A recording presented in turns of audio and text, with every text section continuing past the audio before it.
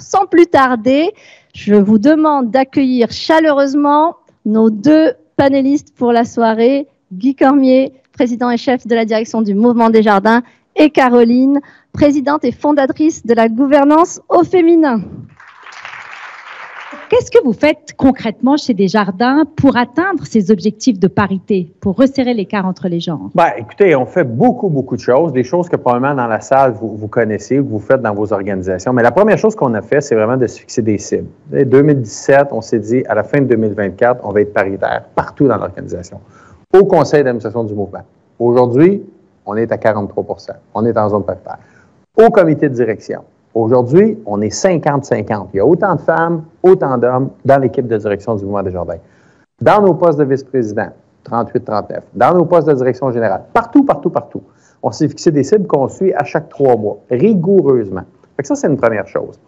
Après ça, on s'est donné un paquet d'initiatives comme Femmes en mouvement. Donc ça, c'est une plateforme qui permet à plusieurs femmes à travers le Canada de connecter entre elles, de pouvoir avoir des programmes de mentorat, d'accompagnement, juste d'être ensemble, des vidéos, de l'information. Puis on a même ouvert ça maintenant aux femmes entrepreneurs qui font affaire avec Desjardins pour leur donner, briser l'isolement de ces femmes-là qui sont parfois toutes seules dans leur entreprise. Beaucoup d'ateliers sur les biens conscients. Avec les femmes, mais beaucoup avec les hommes. Beaucoup d'ateliers dans les équipes pour faire cheminer la réflexion des gens.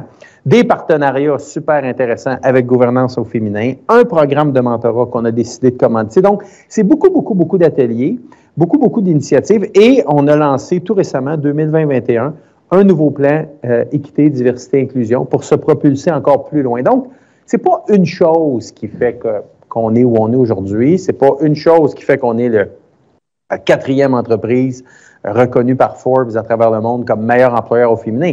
C'est un paquet d'initiatives qui amènent où on est aujourd'hui. Puis le travail n'est jamais fini. Là. Est-ce que tu sais ce qui a fait que Forbes vous a remarqué, entre guillemets, puisque ce n'était pas sollicité? Bien, essentiellement, ce que j'ai compris de ça, c'est qu'à chaque année, ils vont sonder plusieurs femmes. Ici, c'est 85 000 personnes qui ont été sondées anonymement à travers le monde. Et ces personnes-là vont exprimer leur appréciation de l'employeur pour lequel ils travaillent ou elles travaillent. Ce que Forbes va faire aussi, c'est qu'il va regarder dans le rayonnement dans la société, quel est le leadership de cette entreprise-là dans la société? Est-ce qu'elle participe à des programmes? Est-ce qu'elle fait vivre, dans le fond, la parité, la place des femmes dans la société, au-delà de sa propre organisation, mais son rayonnement un peu externe? Et ce que je comprends, c'est qu'après ça, ils font un grand palmarès où ils vont classifier ces entreprises-là à travers le monde.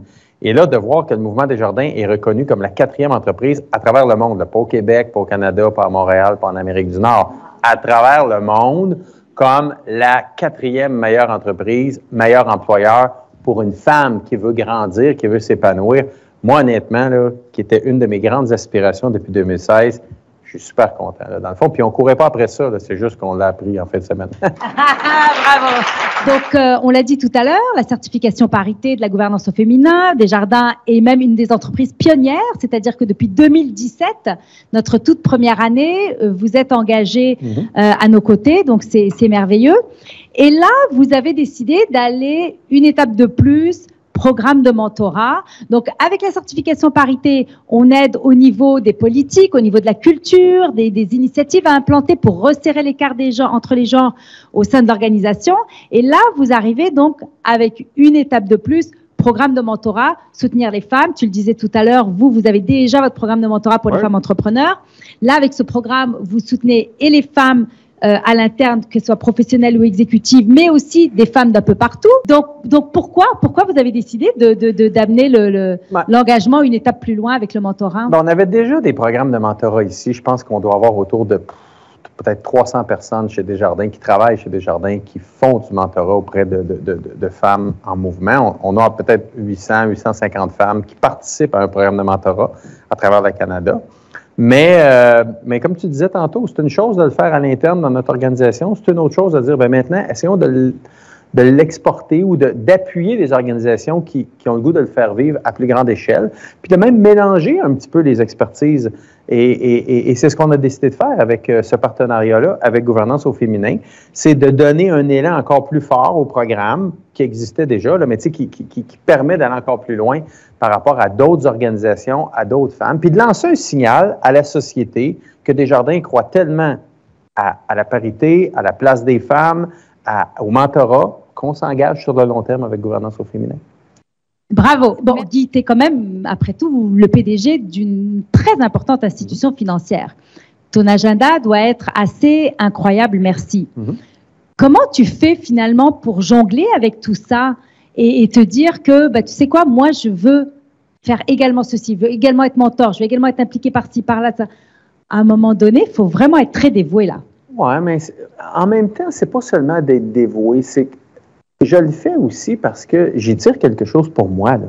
Tu sais, je veux dire, la pire chose qu'il peut faire quand on devient président d'entreprise, c'est de tomber dans sa bulle de verre, être entouré de plein de gens qui te protègent tout le temps. Tu finis juste par recevoir des PowerPoints qui sont toujours tous beaux, puis tout est décidé d'avance, puis personne ne te dit la vérité à la fin. Tu sais, j'exagère, mais à peine. Tu sais, là. Alors, pour moi, là, le mentorat, c'est une façon aussi pour moi de rester très groundé sur la réalité, là, puis sur le vrai monde. Là. Tu sais, donc, aujourd'hui, d'avoir des moments avec Astou, puis d'avoir des échanges, bien, à travers ce qu'elle m'amène comme préoccupation, c'est probablement des préoccupations que des gestionnaires chez Desjardins ont comme elle a. Fait que moi, je sors de cette rencontre-là, puis je me dis, OK, bien, si elle a vu ça, comment moi je suis comme président chez Desjardins par rapport à elle, ce qu'elle vit dans l'entreprise où elle travaille, tu sais? Alors, pour moi, c'est une façon de rester très terre-à-terre dans ma gestion, dans mon leadership, d'entendre les vraies préoccupations qui émergent, puis d'humblement d'essayer d'inspirer ou d'apporter quelque chose. Alors, après ça, quand vient le temps, la gestion du temps, bien, tout est une question de qu'est-ce que tu priorises. Moi, ces heures-là que je passe, peut-être 2 heures, 3 heures dans un mois, elles sont extrêmement riches pour m'aider, moi, parfois, dans les mots que je vais utiliser, dans la compréhension que j'ai des gens, puis dans la façon que je peux les aider. Alors, tout est une question de priorisation, puis aussi d'organisation, puis du temps que tu accordes aux choses. Mais moi, je suis convaincu que ça m'aide d'être un meilleur président aujourd'hui. Guy, dans la salle, on a des mentors, on a des mentorés, on a aussi des gens qui ne sont ni l'un ni l'autre encore et qui sont en train d'y songer ou qui sont sur le point de s'enrôler. Quel conseil est-ce que tu aurais à donner aux mentors ou aux mentorés? Bien, écoutez, je pense que quelqu'un qui ambitionne un jour d'être mentoré, c'est clairement d'utiliser un outil dans un coffre à outils qui est extrêmement puissant. Je veux dire, d'avoir accès à quelqu'un qui peut vous aider dans vos réflexions, qui peut vous aider à voir les choses peut-être différemment, à emmener des perspectives nouvelles dans votre esprit, c'est extrêmement puissant. Puis le conseil que j'ai, c'est beaucoup d'ouverture, beaucoup d'écoute face à cette personne-là qui a juste le goût de vous partager très généreusement comment elle voit les choses ou comment elle voit les perspectives. Puis pour une personne qui souhaite être mentor un jour, ben moi, le principal conseil, que je découvre aussi un peu, puis je ne vous dis pas que j'étais comme ça dans mon début de mentorat à aujourd'hui, c'est de tenter le plus possible d'écouter, parce que des fois, tu as le goût rapidement de partager ton savoir, ta connaissance, puis de régler tous les problèmes. Alors que dans le fond, c'est pas comme ça que tu fais grandir une personne, c'est beaucoup plus en l'écoutant, en la faisant cheminer, en y emmenant différentes perspectives. Alors, comme mentor, c'est vraiment d'écouter beaucoup, beaucoup la personne qui exprime son besoin, puis d'essayer par la suite peut-être d'apporter une expérience que tu as vécue qui est un peu similaire. Alors, ce serait vraiment ces deux éléments-là, mais c'est extrêmement riche comme partage. Donc, moi, je pourrais passer la soirée avec Guy parce que j'aime beaucoup sa façon de penser, sa façon de s'exprimer. Mais je suis certaine que vous aussi, vous avez des questions, des commentaires pour Guy. Et j'aimerais vous donner l'opportunité de le faire. Peut-être qu'on peut commencer par Astou, si elle a un mot ou deux. Je me considère chanceuse d'avoir le temps qu'il me donne, les conseils. Puis comme il le disait tantôt, c'est beaucoup d'écoute. Il est très accessible. Puis c'est vraiment pas stagé, je le dis parce que je le pense vraiment. J'ai l'impression qu'il veut tirer plus de choses de moi que l'inverse à chaque fois. Alors que, tu sais, juste pour donner une idée, mais vraiment down to earth, c'est le franglais, mais accessible, inspirant, très, très, très inspirant. Puis beaucoup de conseils, beaucoup d'outils dans la boîte à outils. Puis ce que tu disais tantôt, Caroline, c'est vraiment pas de prendre la décision pour moi, mais plutôt donner plusieurs options puis qu'à la fin, ben, le cheminement se fait personnellement. Fait que très contente. Merci encore. Astou, avec l'aide de Guy, ce sera vraiment un chemin pérenne vers le haut pour toi. Donc, on est tous et toutes, we're cheering you on, vraiment. Ma question, c'est de savoir, sachant qu'on est très impacté par nos vies personnelles, est-ce que c'est quelque chose que vous abordez, ou c'est selon la mentorée, je suppose, mais est-ce que c'est des éléments que vous abordez lors de vos discussions? Il y a des gens qui, parfois, vont me poser des questions sur comment moi, j'équilibre ma vie. C'est ce qui est important pour moi. Comment je trouve du temps pour me ressourcer, pour réfléchir. Quelle est l'importance relative que j'accorde à l'exercice, au sommeil. Alors, la réponse, c'est oui, mais ça ne fait pas partie d'un canevas là, que quand je reçois la feuille de gouvernance au féminin, OK, il faut que tu parles de ça, de ça, de ça. C'est pas vraiment très encadré, je vais vous dire. Là. Quand je dis très encadré, c'est le travail de jumelage est fait, moi, de façon extraordinaire, comme ça vient de se dire. Puis après ça, il y a un très bon accompagnement des mentors sur un genre de guide de comment être un bon mentor face à une mentorée par rapport à comment on chemine quand on discute ensemble, comment ne pas toujours trouver des solutions à la place de, comment faire les réflexions. Mais après ça, les sujets, là, c'est vraiment les personnes qui vont les exprimer. Là, moi, je n'arrive pas avec mon cahier de sujets qu'il faut que je vous parle de ça. C'est vraiment vous. Alors, dans certains cas, avec Astou, la première fois, on a pris le temps de parler où elle demeure, comment la vie, le télétravail, est-elle en télétravail ou pas, tout ça.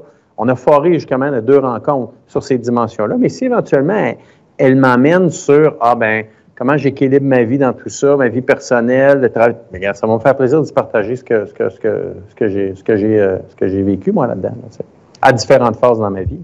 Bon, je me dis, si on veut vraiment amener nos institutions qui ont quand même beaucoup de rayonnement à l'externe, comme des modèles d'entreprises inclusives, dans ma tête, je me dis, comment tu as fait ou comment tu as réussi pour que les gestionnaires chez Desjardins priorisent ou soient super sensibilisés, dans le fond, à l'EDI.